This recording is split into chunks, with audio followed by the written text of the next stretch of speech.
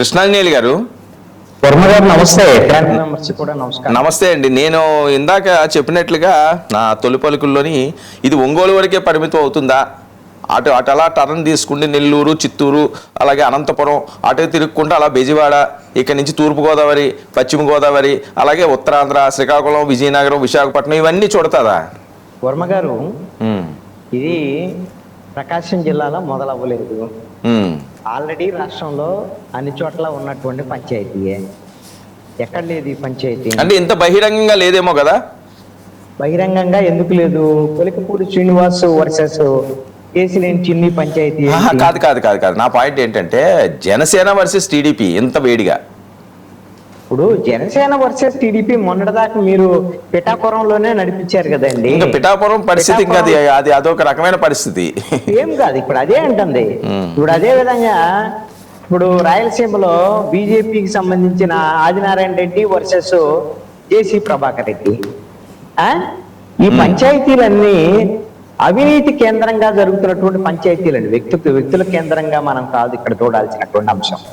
Corruption అనేటువంటిది ఈ ప్రభుత్వంలో ఎమ్మెల్యేలు, ఎంపీలు కరప్షను, ఈ అవినీతి సొమ్ముని సంపాదించుకునేటువంటి విషయంలో ఒకరికొకళ్ళు సమ్మినటువంటి ఈ ఆధిపత్య పోరాటాలు నడుస్తున్నటువంటి పరిస్థితి ఉంది.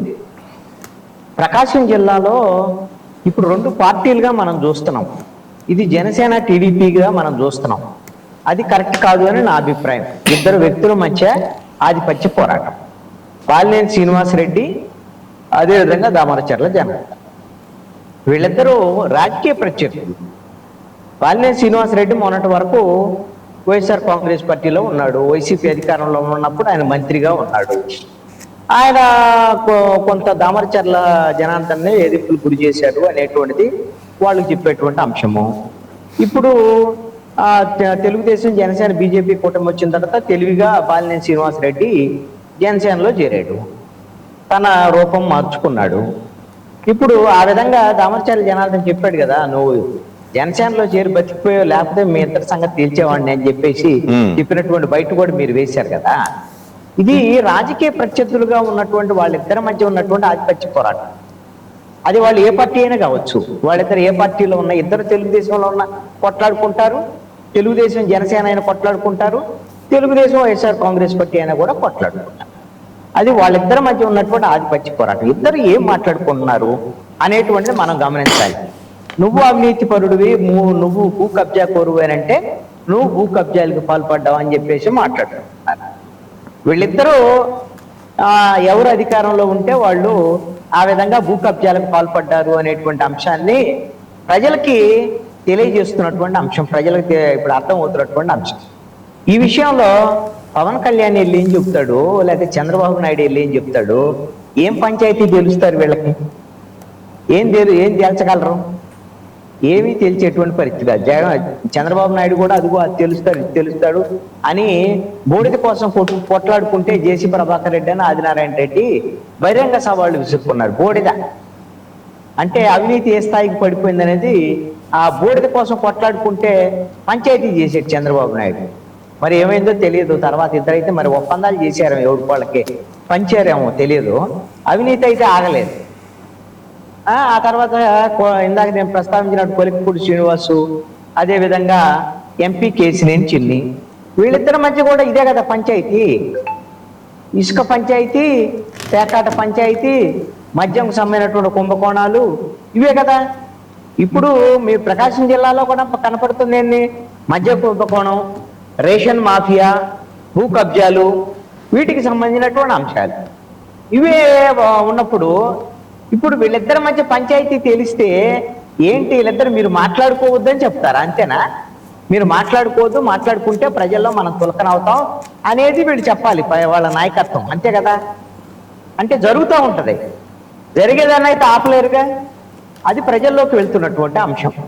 ప్రజల్లో కూటమి మీద వస్తున్నటువంటి వ్యతిరేకతతో సంబంధించినటువంటి అంశం. ఈ రోజున ఆంధ్రప్రదేశ్లో ఇసుక, మద్యము, మైన్స్ ఇవన్నీ కూడా వైఎస్ఆర్ కాంగ్రెస్ పార్టీ అధికారంలో ఉన్నప్పుడు సెంట్రలైజ్డ్ కరప్షన్ కింద ఉంది. జగన్మోహన్ రెడ్డి కేంద్రంగా తన చుట్టూ ఉన్నటువంటి, జగన్మోహన్ రెడ్డి చుట్టూ ఉన్నటువంటి 5-6 పరిమితమైనటువంటి వ్యవహారం. ఇప్పుడు ఇది డీసెంట్రలైజ్ అయింది కూటమి ప్రభుత్వం వచ్చిన తర్వాత. అందరూ హాయిగా ఎమ్మెల్యేలు ఎంపీలు ఒకళ్ళ సామ్రాజ్యంలోకి ఇంకోటి రాకుండా వీళ్ళు పంచుకొని ఇది చేసుకున్నారు. కొన్ని చోట్ల ఆ పంచుకోవటంలో ఇబ్బంది వచ్చిన చోట కొట్లాడుకుంటున్నటువంటి పరిస్థితి.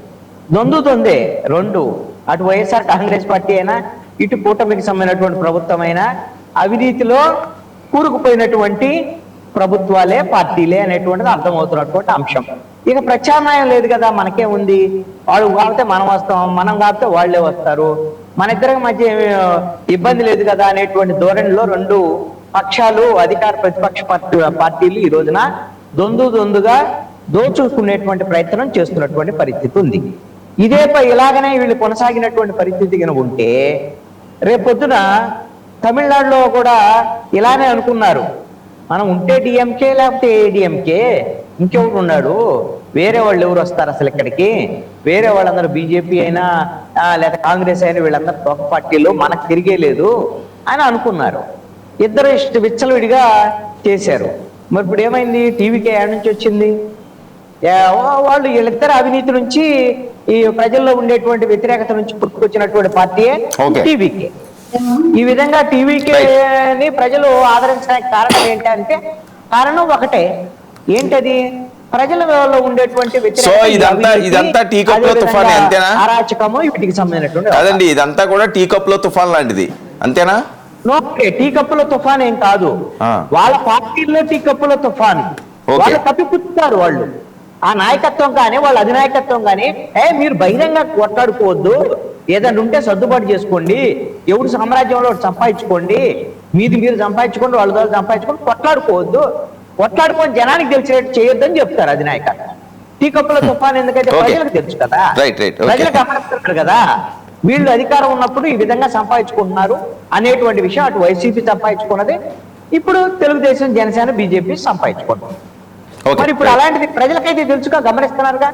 ఇంకొక ప్రత్యామ్నాయం వస్తే తుడిచిపెట్టుకొని పోతారు ఈ పార్టీలు, 4 పార్టీలు తుడిచిపెట్టుకొని రాజకీయంగా కనపడకుండా వెళ్ళిపోతారు అనేటువంటిది మాత్రం ప్రజల్లో ఉండేటువంటి వ్యతిరేకత నివురుగప్పిన నిప్పులాగా ఈ రోజున ఆంధ్రప్రదేశ్ లో ఉంది.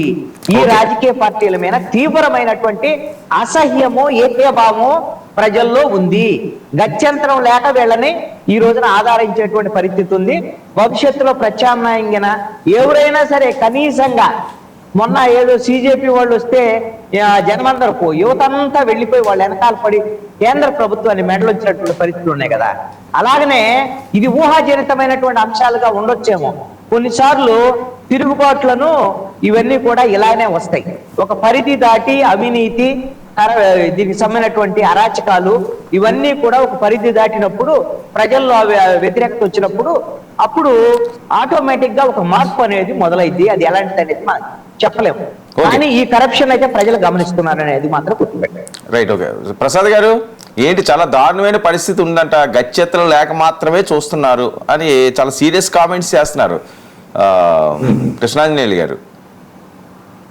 సార్, పెద్దలందరికీ నా హృదయపూర్వక నమస్కారాలు. నమస్తే. ఒక ఎడ్ల బండి, 2 ఎడ్లు కట్టి ఉన్న బండి నిలబడి ఉన్నింది ఒక చోట. 2 ఎడ్లు కట్టి ఉన్నటువంటి ఎడ్ల బండి ఒక చోట నిలబడి ఉన్నింది. ఒక తోడేలు పాపం ఎండలో పడి బాగా అలసిపోయి ఎడారి నీడ దొరుకుతుందా అని చెప్పి ఎతుకుతూ వస్తే ఎడ్ల బండి కనిపించింది. ఆ తోడేలుకి నేరుగా వచ్చి ఎడ్ల మీద కింద దాముకునింది నీడ కోసం. సరే, కాసేపు రెస్ట్ తీసుకున్న తర్వాత ఎడ్ల బండి ముందుకు కదిలింది, తోడేలు కూడా ముందు కిందనే కదిలింది. ఎడ్ల బండి ముందుకు కదలటం, తోడేలు ముందుకు కదలటం, ఎంతమంది ముందుకు కదలడం, తోడేలు ముందుకు కదలటం. తీరా ఈ తోడేలకు డౌట్ వచ్చేసింది, ఈ ఎడ్ల బండి కదులుతా ఉంది నా వల్లనే, ఆపు, ఎడ్ల బండి ఓనర్ని బెదిరించడానికి సాగింది. ఆపు, ఎడ్ల బండి కదులుతా ఉండేది నా వల్లనే అని చెప్పిందంట. తీరా ఎడ్ల బండి ఓనర్ కోపం వచ్చి ఆ ఎడ్ల బండి అటు ఇటు తిప్పేటప్పుడు చక్రం కింద నలిగి నుజ్జి అయిపోయింది ఆ తోడేలు. ఇది కథ, ఇది కథగానే చూడండి, ఇంక వేరే రకంగా చూడక్కర్లేదు. అర్థమైంది సార్? బాలినేని శ్రీనివాసరెడ్డి ఇంకొకరు ఎలక్షన్ అయిన తర్వాత కూటమి ప్రభుత్వం, కూటమి నాయకులు, కూటమి కార్యకర్తలు త్యాగాల కూర్చి, పోరాటాలు కూర్చి, ఉద్యమాల కూర్చి, మీ బిడ్డ తప్పుడు కేసులు కూర్చి, జగన్మోహన్ రెడ్డి పెట్టినటువంటి టార్చర్ కూర్చి అధికారాన్ని తీసుకొచ్చిన తర్వాత వచ్చిన వ్యక్తి బాలినేని శ్రీనివాసరెడ్డి. కూటమిలోకి వచ్చావు. వచ్చిన తర్వాత కూటమి ధర్మాన్ని, కూటమి క్రమశిక్షణను పాటించాల్సిందే ఎవరైనా కానీ. మేము కష్టపడి సాధించినటువంటి అధికారం ఇది. మేము త్యాగాలతో సాధించిన అధికారం ఇది. ఈ అధికారంలోకి వచ్చిన తర్వాత ఎవరైనా మా కూటమిలో ఒక పద్ధతి, ప్రణాళిక, క్రమశిక్షణ ఉంది, దానికి లోబడి ఉండాల్సిందే. నువ్వు వచ్చి మా కూటమి నాయకుల పైన కామెంట్స్ చేయడం, వార్నింగ్లు ఇవ్వడం, అల్టిమేట్లు ఇవ్వడం కుదరదు. ఆల్ వలస నేతలకు చెప్తున్నాం ఈ చర్చ ద్వారా, మైగ్రేటింగ్ వైసీపీ లీడర్స్, మీరు మొన్నటిదాకా అధికారాన్ని ఎంజాయ్ చేసి మీరు బతుకుదెరువు కోసం వచ్చినారు ఇక్కడికి. అర్థం కదా? వచ్చారు ఏదో ఆ రోజు పార్టీ అవసరాలు ఇంకొకటో ఏదో ఉపయోగపడతారనే ఉద్దేశంతో చేర్చుకున్నాం. మీరు దాన్ని అలుసుగా తీసుకునేసి నేను లేకుంటే ఈ కూటమి లేదు, నేనే ఈ కూటమి పిల్లరు, నేనే ఇది అనేటువంటి ఫీలింగ్లు ఎవరైనా మైగ్రేటెడ్ లీడర్స్కి ఉంటే అటువంటి ఆలోచన దయచేసి మర్చిపోండి. దామచర్ల ఆంజనేయులు అనేది నిన్నగాక మొన్న రాజకీయాలకు వచ్చిన కుటుంబం కాదు ఇది. నువ్వు మాట్లాడితే నేను సీనియర్ మోస్ట్ లీడర్ అంటే నువ్వు యాడ్ సీనియర్ మోస్ట్ లీడర్? నువ్వు నీ పార్టీ నుండి బయట వచ్చేసినప్పుడు జగన్మోహన్ రెడ్డి గారు ఏమన్నారు తెలుసా? ఎవరు పోయినారే senior leader? A senior leader పోయినాడు? నువ్వు ఉంటే అంత, నువ్వు పోతే అంత, నువ్వు పోతే ఇలాంటి వాళ్ళు 100 మంది వస్తారు పోయా అన్నాడు. నువ్వు వీడికి వచ్చి కూటమి నాయకుల్ని పోనీ ఓపెన్ చెప్తున్నా, జనసేనలో చేయడం, జనసేన లీడర్ని నువ్వు థ్రెట్ చేస్తున్నావు, జనసేన లీడర్లకి నువ్వు థ్రెటన్ ఇస్తున్నావు, టీడీపీ లీడర్లకి థ్రెటన్ చేస్తున్నావు. అంటే నువ్వు చేసేవన్నీ చూస్తూ ఊరుకుంటారు అనుకుంటారా? క్యాడర్ లీడర్లు కూడా ఊరుకోరు. లీడర్ ఊరుకోదు, క్యాడర్ ఊరుకుని వీడికి వచ్చినప్పుడు మా పార్టీ, మా కూటమి డిసిప్లిన్ ఉంది, దాన్ని ఫాలో అవ్వాల్సిందే. ఒక 5 ఏళ్ళు ఓపిక పట్టలేవా? 5 ఏళ్ళు జెండా మోయలేవా? అర్జెంటుగా పదవులు కావాలా? నీకే అర్జెంటుగా గుర్తింపులు కావాలా? అంటే ఇప్పుడు అతను పదవి అడుగుతున్నాడు అండి బాలినేని. ఇప్పుడు పదవులు అడిగి నేను చెప్తున్నది ఏంటంటే, వచ్చిన తర్వాత కూటమి ధర్మాన్ని, నువ్వు వచ్చిందే పార్టీ రూలింగ్కి వచ్చిన తర్వాత వచ్చావు, కూటమి రూలింగ్లోకి వచ్చిన తర్వాత వచ్చావు. మా కష్టం, కొన్ని ఏళ్ల తరబడి పోరాటం చేసి త్యాగాలు చేసిన కార్యకర్తల కష్టంతో కూటమి అధికారంలోకి వచ్చింది. చంద్రబాబు నాయుడు గారు, పవన్ కళ్యాణ్ గారు, మోడీ గారు రాత్రి అనకుండా పగలనకుండా ఎండా వాన లెక్క చేయకుండా తినకుండా కార్యకర్తలను కాపాడుకుంటూ చేస్తే మీరు వచ్చి ఏకదమ్ము విమర్శలు చేసేది. పోనీ జనసేన కార్యకర్తలను నువ్వు సక్రమంగా చూసుకుంటున్నావా? వాళ్ళకి థ్రెటన్ ఇచ్చేది, వాళ్ళని బెదిరించేది చూసి ఊరుకుంటున్నా అనుకుంటున్నావా? పద్ధతి కాదు ఇది. కూటమిలో ఉన్నావు, కూటమి ధర్మాన్ని పాటిస్తే బాగుంటుంది. పైగా ఇంకో విషయం చెప్తాను చూడండి సార్, సింపుల్గా, ఇటువంటి వాళ్ళ వల్ల కూటమికి వచ్చే నష్టం ఏమీ ఉండదు. పక్కన కొందరు సంబరపడిపోతున్నదే, వీళ్ళు కొట్లాడుకుంటారు, భలే హ్యాపీ, మనము భలే హ్యాపీగా ఉంటాం, మనం రూలింగ్ వచ్చేస్తాం, వీళ్ళు కొట్లాడుకుంటేనే అనుకుంటున్నారు. ఈ కూటమి అధికారంలోకి వచ్చింది అంటే ఇటువంటి నాయకులను చూసి వేయలేదు ఓట్లు జనం. చంద్రబాబు నాయుడు గారి ముఖం చూసి, పవన్ కళ్యాణ్ గారి ముఖం చూసి, మోడీ గారి ముఖం చూసి, ఆ సైకిల్ సింబల్ చూసి, ఈ గ్లాస్ గుర్తు చూసి, ఆ కమలం పువ్వు గుర్తు చూసే ఓట్లు వేసినారు. 175 స్థానాల్లో ఇదే జరిగి ఉండేది. మా వ్యక్తిగత చరిష్మా, మా ఇది అనుకుంటే పొరపాటే. కాబట్టి సీనియర్ పార్లమెంటేరియన్స్, సీనియర్ లీడర్స్, మా ప్రజాబలం ఎంత, మా ప్రజాబలం అంతా, మేమంతా అని చెప్పుకునే వాళ్ళు కొంచెం ఓపికగా ఉంటే మంచిది. కూటమి నేనంతా అనేవాడు మొన్న నిలబడి గెలిచి ఉండాలి కదా. మొన్న నిలబడి కొద్ది ఓడిపోయినావు కదా నువ్వు. తర్వాత ఏదో బతకడానికి వచ్చినావు, ఏమో మా బ్రతుకులు మార్చడానికో, పేదల బ్రతుకులు మార్చడానికో, మా కార్యకర్తలు బ్రతుకులు మార్చడానికో. ప్రసాద్ గారు రైట్, ఓకే.